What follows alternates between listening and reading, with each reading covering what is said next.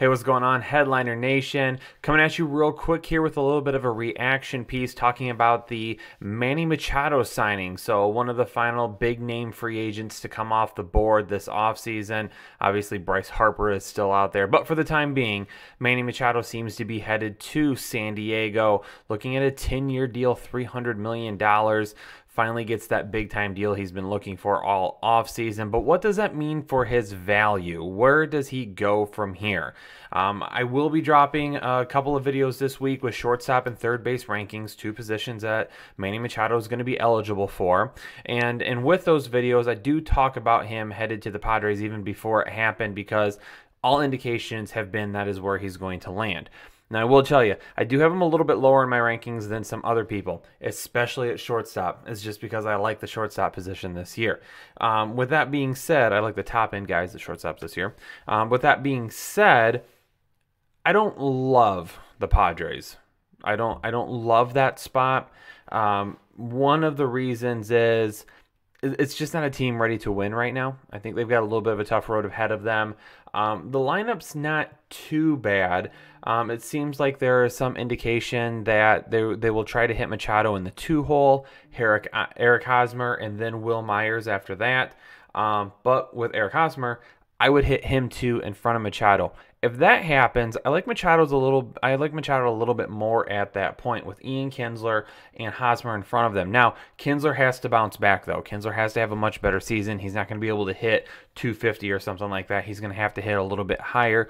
That opportunity will be there. One of the reasons I'm concerned about Machado though is lack of protection if there are injuries. Will Myers is going to be hitting behind him. I like Will Myers a lot. Will Myers has trouble staying healthy, though. He only has 2 seasons where he's played more than 100 games, 153 and 157 in 2 different seasons, I believe. If he faces any injuries this year, though, then at that point, you're going to have to hit Hosmer behind Machado. You're going to have to try and get some protection for Machado with some guys that really can't offer it.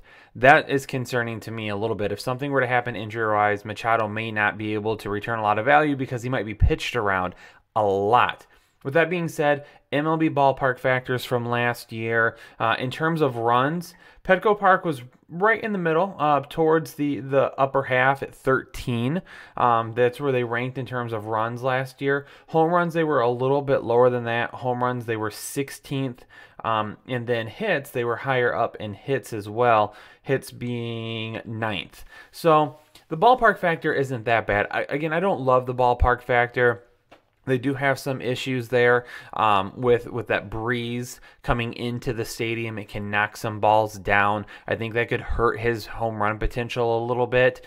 Machado's a guy that I'm still viewing. I've got him 6 right now. I got him in the 6th spot for my shortstops. I got him in the 4th spot for third baseman. I think he can be pretty good at both positions, offer good return, but he's not the first-round pick that we've seen in other seasons. Late 2nd round pick is kind of where I would be thinking about him, maybe early 3rd. The nice thing about him is he's offering shortstop and third base eligibility. That is excellent to have, obviously.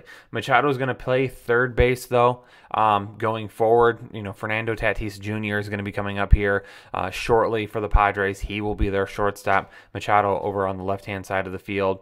I think the NL West, though, one other quick point, the NL West is underrated when it comes to their rotations that they have. They will have some tougher pitching that they'll end up having to face, but that's all right. That I'm not taking too much into consideration because obviously he'll play more games elsewhere. All in all, with Machado, I'm lukewarm on this. I don't think it helps his fantasy value at all. I don't really think it hurts him that much either.